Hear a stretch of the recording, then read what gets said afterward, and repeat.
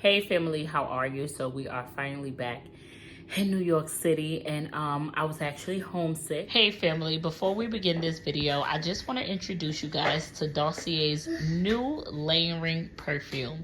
This is absolutely amazing. I love the concept of this. Layering is when you're going to take two scents that complement each other and it's going to create this amazing scent, like a scent that's perfectly for you. Oftentimes we have so many perfumes, not only because we love perfumes, but because we just can't find our scent. Like, we can't find that thing that's you. I love perfumes, but I love when somebody's like, what is that smell you have on? I just want to be different. I want something that compliments me, but it's something that everyone doesn't have. I personally think that this is absolutely genius. Let me just show you how it works. So basically, you will take your favorite two scents and you will layer them on top of each other. So first, you'll spray this one, and then you'll come right over and spray this one. And it's gonna create this soft, sensual, this is just my preference. I like to smell like something that you just don't know what to do with. Like, you're not sure if you want to kiss me, hug me, maybe spank me. Like, you're just not sure. Also, did you guys know that Dossier perfume is coloring and UV filter free? It is also vegan and cruelty free. I love this. This is one of the things that's amazing. Once you buy a perfume, if you decide, like, you know what, this is not for me, I don't like it, you can ship it back and they'll give you a full refund. They donate all returns to charities, so no bottle of perfume ever goes to waste. All perfume bottles are made with 100% recycled materials. Let me show you guys how to navigate the website, because I just want to make it as simple for you as possible. So the first thing you're going to do is click that link directly down below. Not homesick like I miss New York City. I love New York City, but I didn't miss it. Homesick like there's no place like home. Like, even though I live in a walk-in closet and I was in a nice, big, beautiful home, it wasn't mine. So I miss mine. Like, I miss my bed. I miss my couch. Like, I miss what was mine, if you can understand. It probably sounds weird, but because y'all gonna be like, girl, you was in something so big, you back to something so small, but it's my small. And I don't know, I love my space. But we had an amazing, wonderful time. I'm just really happy to be back home. So I want to discuss something that I haven't heard nobody talk about, nobody around me. I haven't seen nobody do a video, like, and I was like, damn, is it something you're not supposed to talk about? Is it too personal, or what is it? But I've discovered that nobody talked about it because it's such a sensitive topic. And I think people tend to desensitize it. So it's like, okay, let me not talk about this because I don't want to sound like I'm complaining or something. So let me tell y'all. We got up every day and we went about life as normal. Like, before the pandemic happened, you got up, you worked your 9 to 5, you had your husband or your boyfriend or your baby daddy or your girlfriend there. And, you know, it was like, you know, regular life. The kids go to school, I get up and go to work. This nigga cheats sometimes. I don't do nothing about it. I stay and cry. Oh, well, ain't have to deal with it. I'm thinking about cheating. I may get caught, but I don't give a fuck. Like, it was regular life. And then this pandemic happened. And it happened so quick. Like, it wasn't like months and then anticipate. Nah. It was like, there's something out. People are dying from it. We don't know what it is. Everyone shut down, locked down, no work, no school, curfew, no outside, job shut down. And it just hit you back to back to back to back. And life became this abnormal, crazy thing. Like, so now I'm stuck in a house. I can't see friends or family. I'm stuck with the nigga that's cheating on me. And now he can't cheat. So I'm actually learning that I don't really like him that much. And you can actually cheat because I don't really want you. And then you got to actually sit in the house and communicate with your husband. And you realize, like, wow, I've been married to you for so long because we never had to interact this much. And then you were stuck with whomever, whether it was your dog, your cat, or your kids. You got to really know these people. And you had to really level up, because not only were you like a full-time mom, you was a full-time teacher, you was a full-time wife. You had no choice. You could not go anywhere. No one can come to you. And then you started working from home. So it's like, I'm complaining about working from home. I'm complaining about these kids going to school, and then my significant other's working from home. So bitch, I'm seeing you all day. And then it became your reality. You became okay with it. And you started to accept it because you had to live in it for so long. It became your norm. So it was like, okay, I'm kind of used to getting on Zoom with a button up and panties on. Like, nobody knows what's on the bottom. Like, nobody knows I have on fuzzy slippers right now. And it became such the norm that, you know what? I'm kind of used to these kids being in this damn house all day on Zoom. I'm used to getting text messages from the teacher saying, little Ray, he ain't got his camera on. He got his head down. He ain't respond in the last 30 minutes. I'm kind of used to seeing my husband dusty ass keep walking back and forth, asking what's for dinner, and he acting like he don't see the kids making a mess, and he leaving a mess for me to clean up. And I'm kind of getting accustomed to this. It became your norm, and you was that way for almost 2 years. How can you not become accustomed? And then let's not talk about finances. It was some people who struggled because they lost their job and they got on unemployment. The unemployment started dropping the bag, and that income became their norm. At first they was lost, like, what the fuck am I gonna do? I have no money. And then that unemployment started rolling in, and it started to become a bag, and that bag, you started to learn how to pay your bills with it, and it came every week, and it was regular shit. It became your life. And then they threw a couple stimmies at us, and it was like, okay, so now I'm home, and this is becoming my norm, and I'm a little financially okay. I'm not struggling as much. And they threw some food stamps in there, and you said, oh, I'm used to this now. So now this is my new life. I got it. Get it good. I'm into it. So this is now what I do. So now that this has went on for almost 2 years, you've accepted your new life.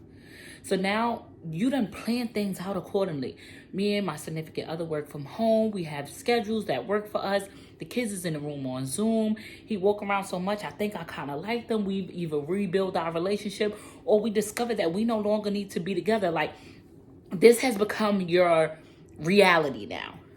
So you say, okay, I could do this. Life is okay.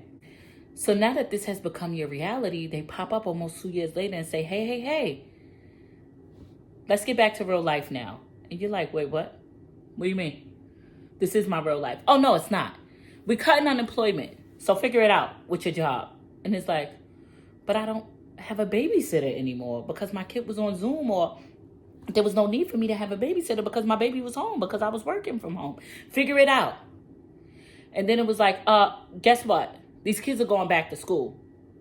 Wait, they going back to school? I didn't even buy a uniform.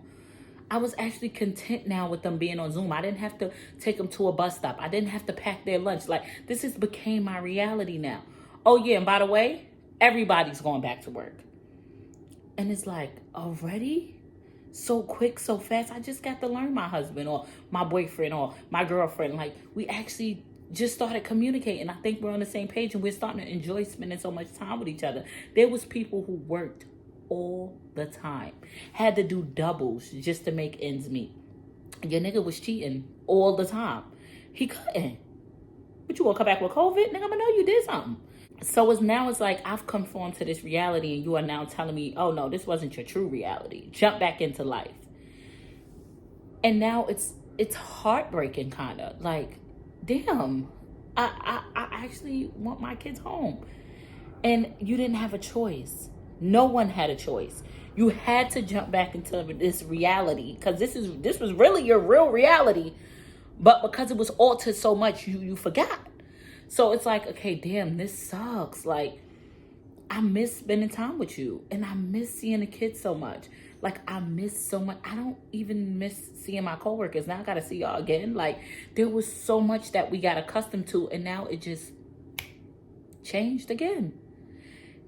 It's draining mentally. It's a lot physically. It takes a toll on you emotionally. And why is nobody speaking about it? Like, I'm not okay personally. Me and my significant other learned how to work from home and learned how to cope with each other. We went from a schedule of seeing each other every single day, all day, to now I got to catch you again when I can. And I'm not used to that. And it actually makes me sad. Although I complain like hell with my children being on Zoom, I much rather know they was home and they was safe. Every 3 days is a new, your child may have been in close contact, or there's a confirmed COVID-19 case in the school. It's like I was content with them being home and me knowing that they're okay and they're well. But you're giving me no choice now. After you took away my first choice. So it's like, this is really a big change. And ask somebody if they're okay. Like, they tell you can't complain because it's like, what are you complaining for? This was your reality anyway. We just gave you a break from reality. And it's like, that was a long, almost 2-year break. And it's hard. It's really hard jumping back into life. Some people don't have their jobs waiting for them anymore. Some people took a pay cut. Some people literally don't know what to do next. Like, what do we do next? Because we've been in this for so long. It's a lot. It's a lot. And I'm telling you from experience, from myself, don't let nobody make you feel less than. Like, girl, please shut up. Your life been like that. It just was a little different for almost 2 years. Like, no, it's okay not to be okay. We all trying to figure it out. And that is fine. I would be so embarrassed to talk about certain shit because I'm like, damn, people gonna be like, girl, what you complaining for? But it's like, it's okay to complain. As long as you're doing something about it. Talk to somebody. Write it down. Figure out ways. It's okay not to be okay. This is a harsh transition. It is very harsh. You know how many of us has, girl, after they said come back to work, you couldn't even fit in your fucking work clothes. Where am I going? You know how much weight has been gained to, girl? You let my fat ass sit home on Zoom all the time. All I did was eat. You know how, what?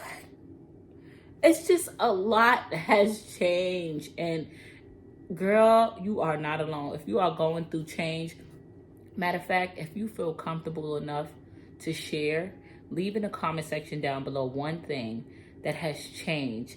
Not because of the pandemic, but one thing that has changed since the ending of the pandemic. Tell me one thing that has changed.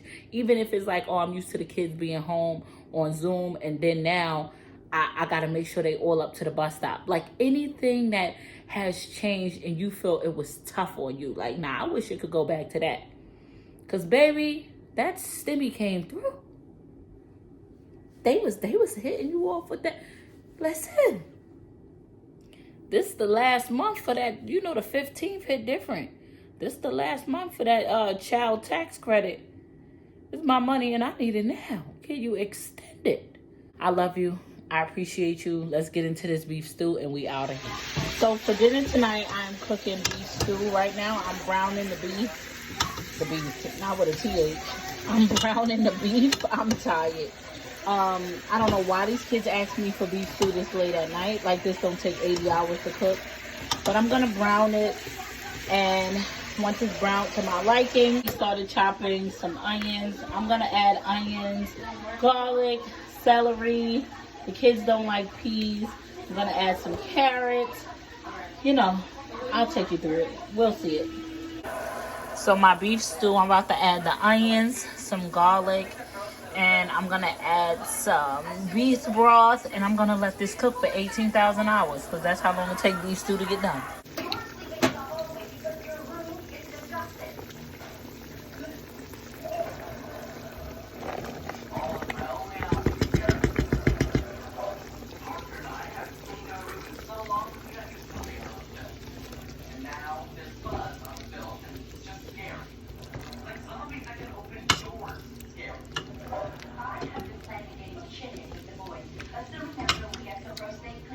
I'm going to be adding in some beef broth. I'm going to add about 4 of them.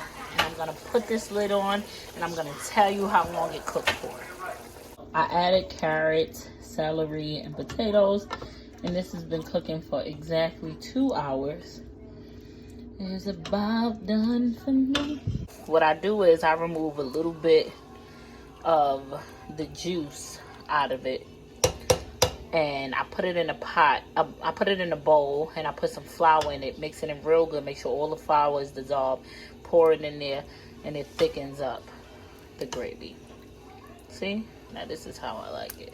Thick like this, baby. See what I mean? See what I mean?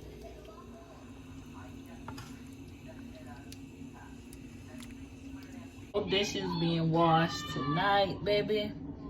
I made that beef stew over some white rice, and this is dinner. Honey, honey. Okay, we have Alyssa. Hot, ain't it? Told you it was hot. Told you it was hot. Why you don't let it cool off? It's too good? It was just what you imagined? You was screaming for beef stew.